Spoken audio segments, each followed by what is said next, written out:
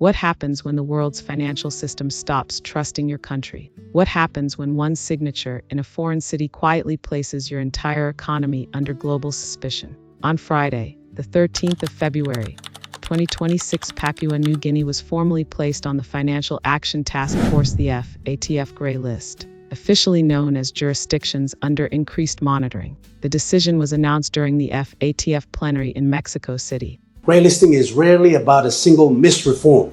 It reflects a pattern of delayed compliance and weak implementation over time. PNG previously exited grey listing roughly 9 years ago.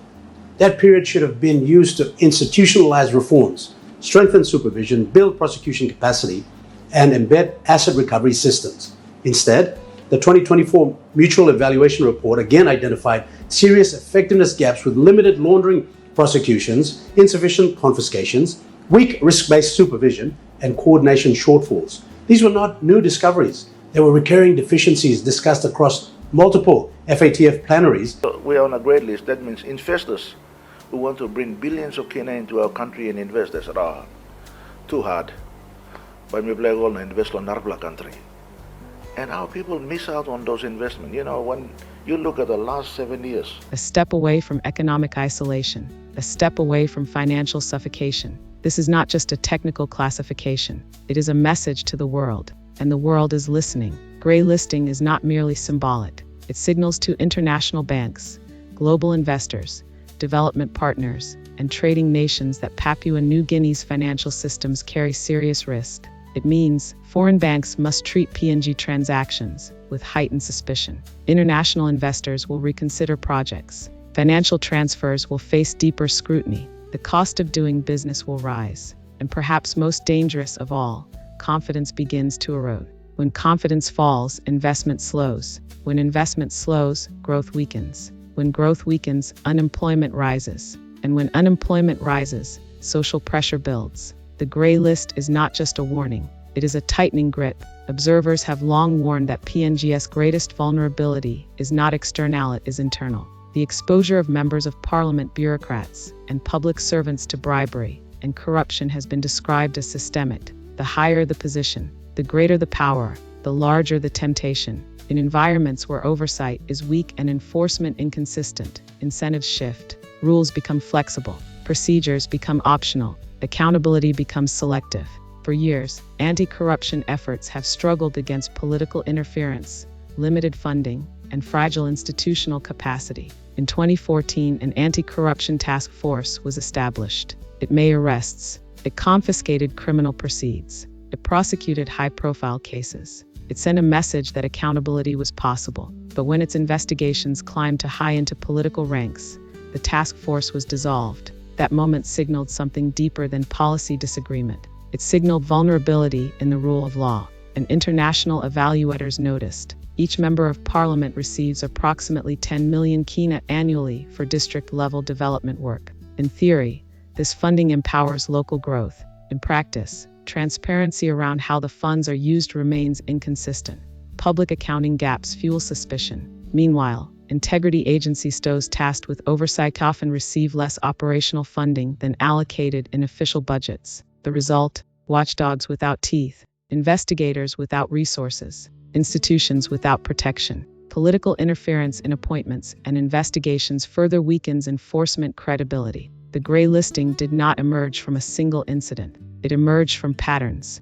Patterns of weak reporting, patterns of inadequate enforcement, patterns of systemic exposure. Investors operate on risk matrices. They examine international evaluation reports. They measure regulatory strength. They assess exposure to corruption. They calculate potential instability. Grey listing becomes a red flag. Already, concerns are rising around major energy projects, including Papua LNG. International financing institutions weigh reputational risk carefully. History offers little comfort. Papua New Guinea has never successfully attracted major new investors during a grey-listed period. Capital prefers certainty. Capital prefers stability. Capital prefers jurisdictions where financial compliance systems inspire trust. Without that trust, financing becomes expensive or unavailable. Grey listing is a warning. Blacklisting is punishment. If Papua New Guinea fails to meet corrective benchmarks, blacklisting could follow. Blacklisting would mean severe restrictions on international banking relationships,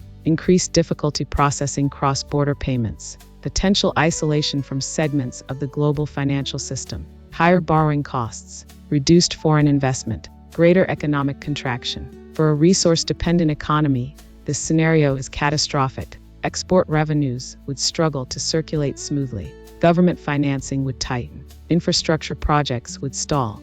Public services could deteriorate, and ordinary citizens would feel the weight. The Reserve Bank of New Zealand has already indicated that financial institutions must reassess risk exposure when dealing with Papua New Guinea. This means transactions to and from PNG may undergo greater scrutiny. The Department of Internal Affairs has classified all customers from PNG as high risk under anti-money laundering laws. Enhanced due diligence is mandatory. Every transaction faces deeper examination. Every transfer carries added paperwork.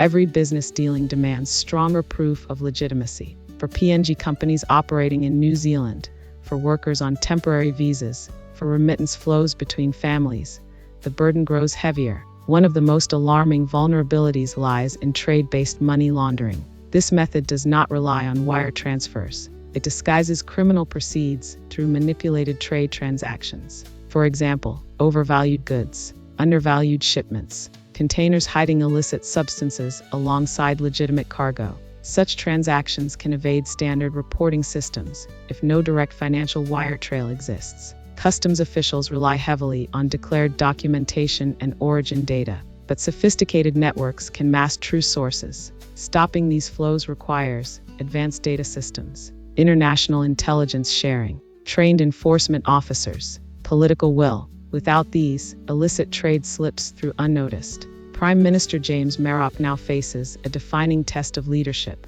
Grey listing occurred under his administration.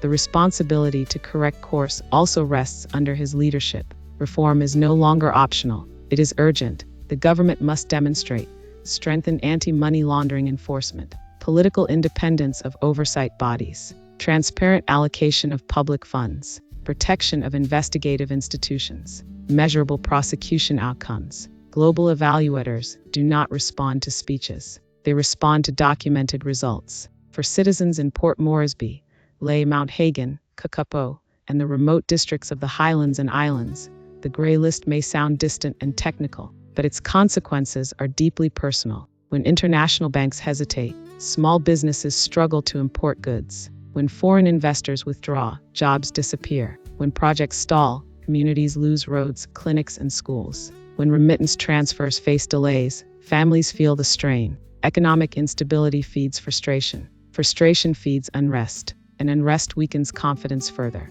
Papua New Guinea stands at a crossroads. To move off the Grey List and avoid blacklisting, country must demonstrate independent and consistent anti-corruption enforcement, fully fund integrity agencies, protect investigations from political interference, improve transparency in district funding expenditures, strengthen customs monitoring and trade reporting systems, collaborate openly with international financial oversight bodies. This is not merely about satisfying foreign institutions. It is about restoring internal credibility. It is about rebuilding trust. Nations have recovered from grey listing, but recovery demands sacrifice. It demands humility. It demands structural change. Papua New Guinea is rich in natural resources. It is rich in culture. It is rich in resilience. But economic survival in a globalized financial system requires institutional integrity. The world is watching. Banks are recalculating. Investors are reconsidering. And citizens are waiting